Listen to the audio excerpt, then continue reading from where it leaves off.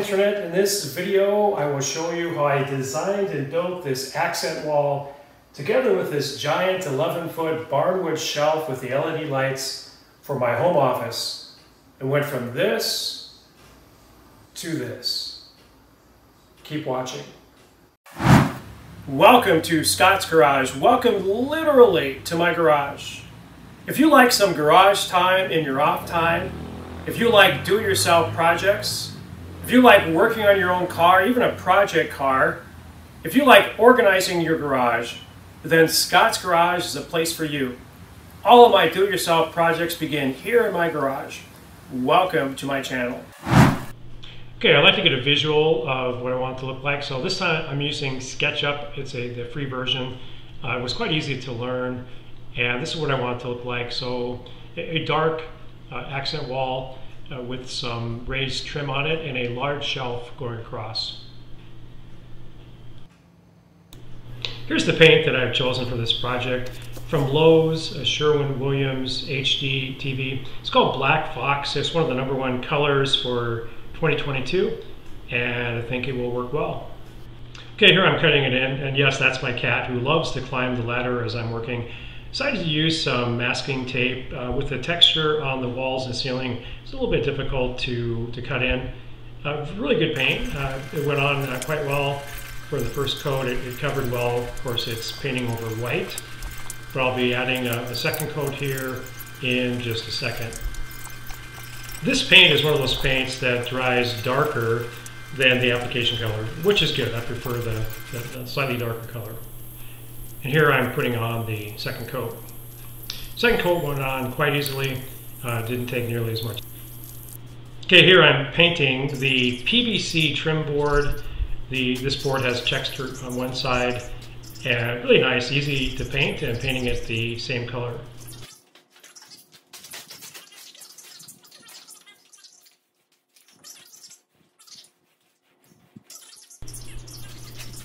Okay, here I'm using a new stud finder. I'll tell you more about this here in a few minutes.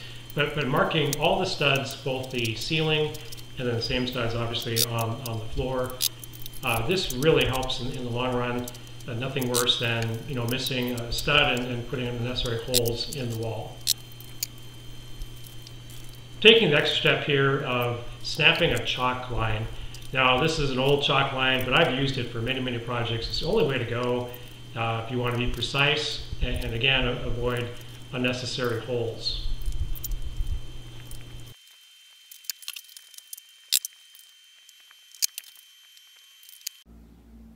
Okay, I purchased some new tools, more accurate measuring tools for this accent wall project.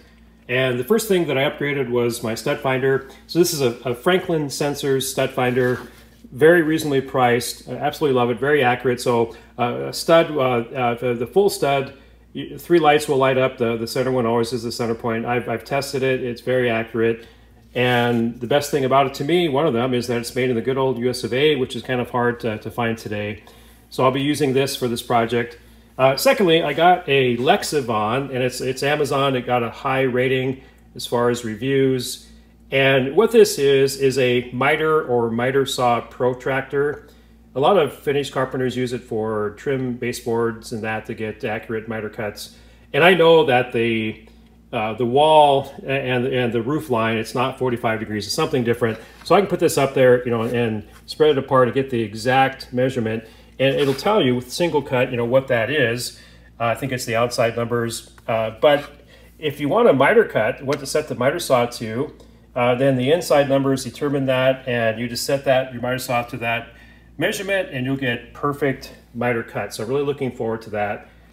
Thirdly, instead of a tape measure, I bought what's called a laser measurer. This is a Bosch, and you can see it, a 65-foot blaze, again, laser measure. So let me just do it here. You can see the laser there. This is 4 inches, the tool itself, and it's exactly from this back point to the wall, 2 foot 1 inch and 5/16. So it's accurate up to a 1/16 of an inch, and again 56 feet away if you want to use it that far. But I'm really looking forward to this. Again, accurate measurements.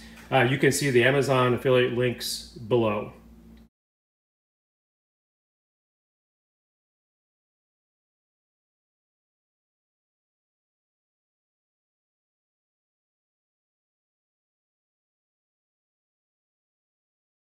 Okay, next I get to use my Lexavon miter saw protractor.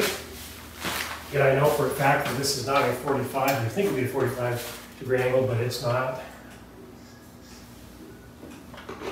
This is not digital.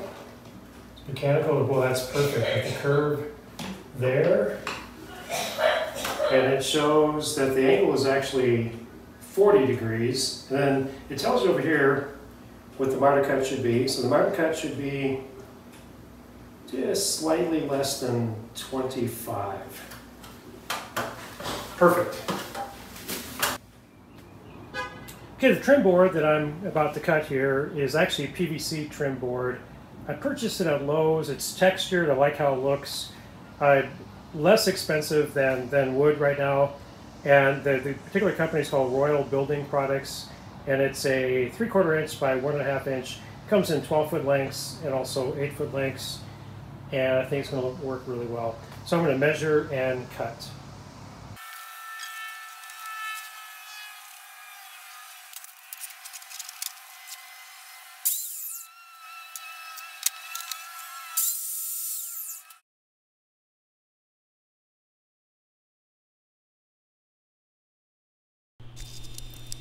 Okay, what I've done here is I marked with tape where a shelf is going across. And now I'm marking the diagonals for the PVC board. I'm using a chalk line to snap where those boards will go.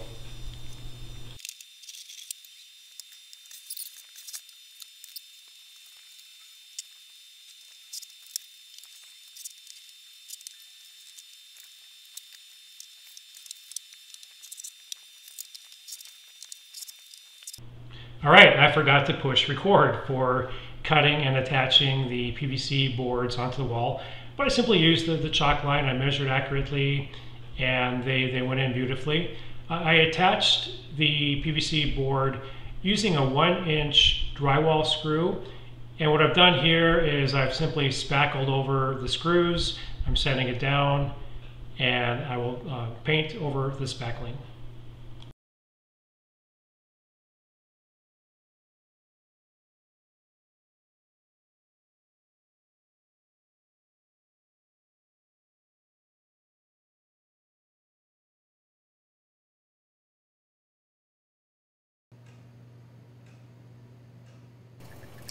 So I built a frame for the shelf skin. I only had 8-foot 2x4s, and otherwise if I had longer ones I would have used the full length. But anyway, it will work well, and I am lining it up with the studs and attaching it, and I'll build the ends here in just a second.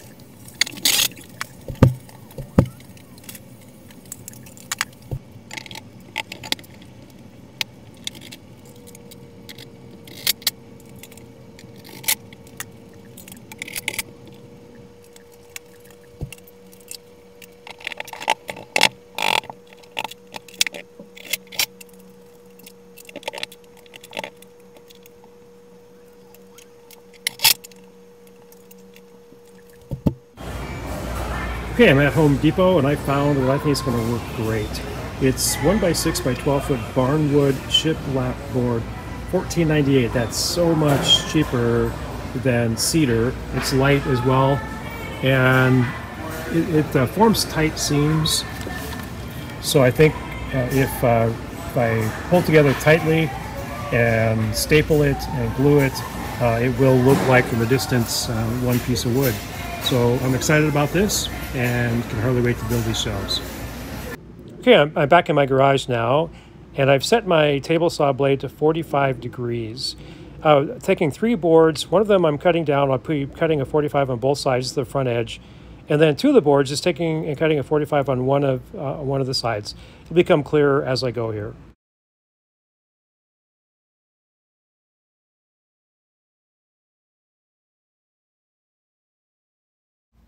Okay, what I'm doing here is stretching out some monofilament tape on both sides of the edge board, again 45 degree on both sides of that board. Then taking two of the other boards with the 45 inches on one edge and basically just forming it up, gluing it together, stapling it together, using a 2x4 to help it keep its shape. And I'll let this dry overnight.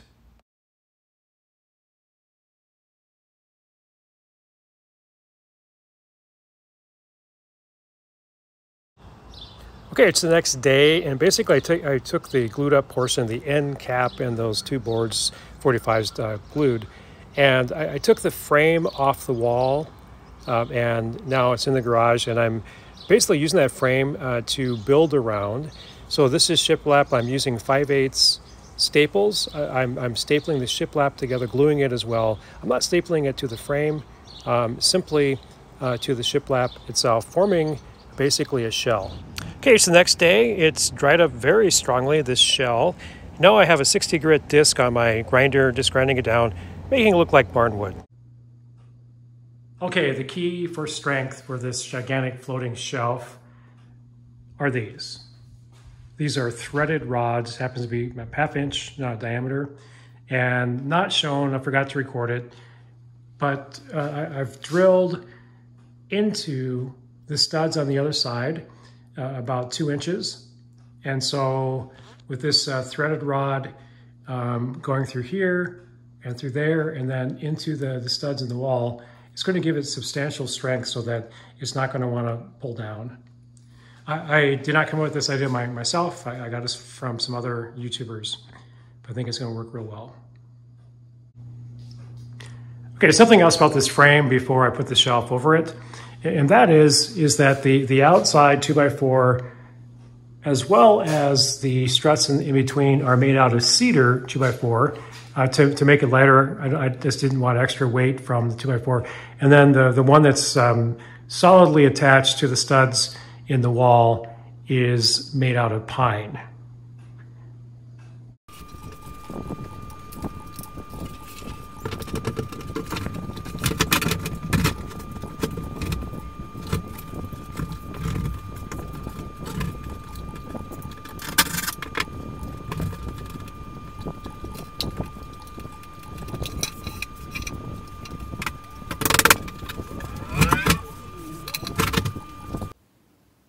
Okay, here's what I purchased for this project for the LED portion of the shelves.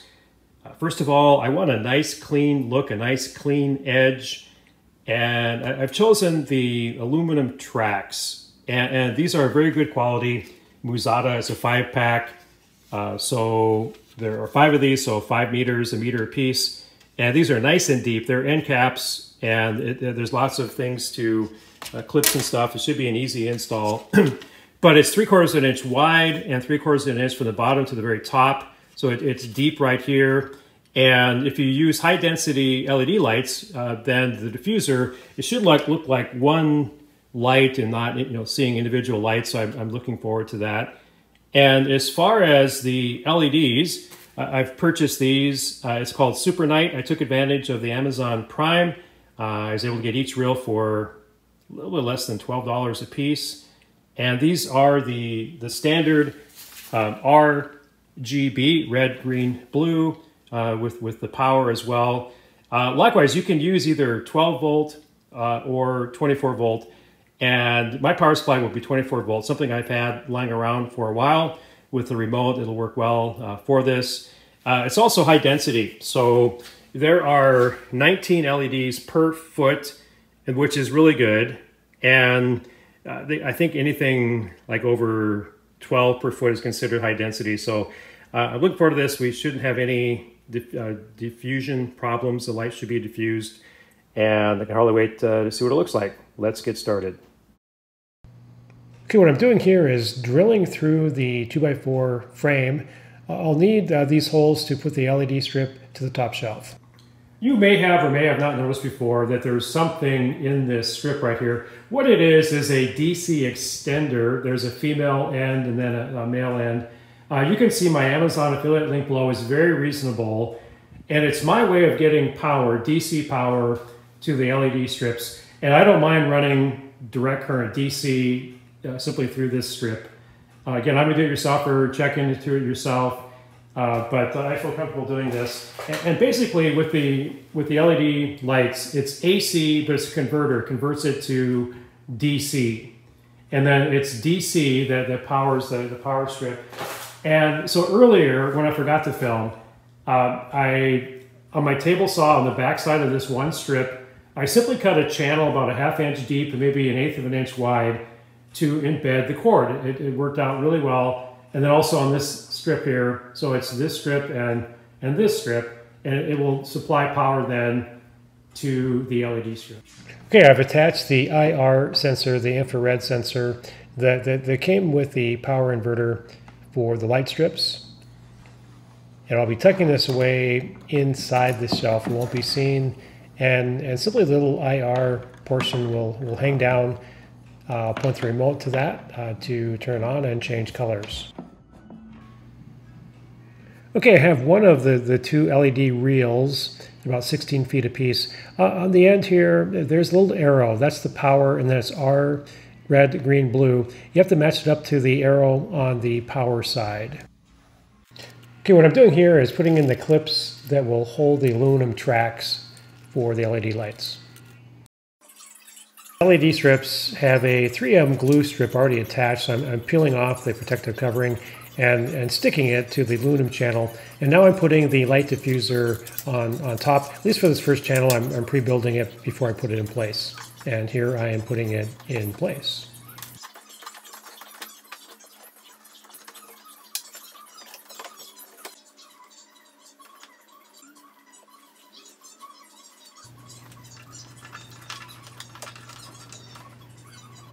And now that I have the technique down, I'm building these in place. Okay, I absolutely love how this is coming together. So this is perfect. So the 3/4 inch LED and the channel, same exact width as this. And I don't have the skin of the shelf pushed into the wall yet or cinched up yet. It goes on the top side too. I'll show you that in a minute. But I like how the brackets went in place. So there are some seams here. There's a seam right there, but with the shelf pushed in, it shouldn't be very noticeable. And love it. Okay, I would show you the top side, so that's what's here. I have to put a screw in here to cinch that down. Okay, it's time to carefully push the shelf in and cinch it up.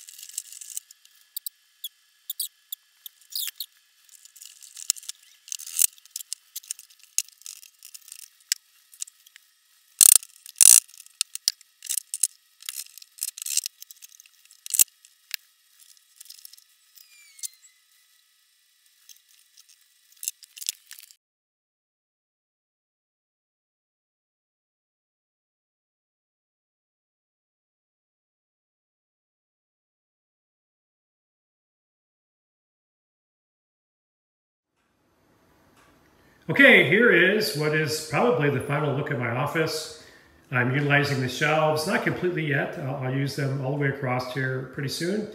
I can control the LEDs, so it's dimmed down right now, but I can make these go much brighter. There's a brighter setting. I like how it's diffused, so it looks like one solid light beam. I can do other things with the remote. I'm really not into that, but you know, I can do the fade effect, so it fades back and forth, or flash. I just mainly prefer just a solid color, maybe not green, but something like that. Now, I use my office for a lot of different things, including live streaming. So it's kind of like a YouTube studio in a sense. It's meant to be the dining room of our house, but it's, again, serving as my office. I'll show you a shot from my computer. I just wanted something a little more interesting in the background, and I think that I have achieved this. Okay, as promised, here is the new backdrop now for my desk. And I'll be using this for live streaming and for Zoom calls. A little bit less boring than simply a white wall behind me. Personally, I like it a lot, but not everyone likes it. I would love to read your comments though, either pro or con. If you don't like this, don't like the LED lights, whatever, leave a comment, that's great. If you do like it, leave a comment as well. If you got any value at all from this video, please give me a like. It costs you nothing, but it is of great value to me. And as usual, have a great day.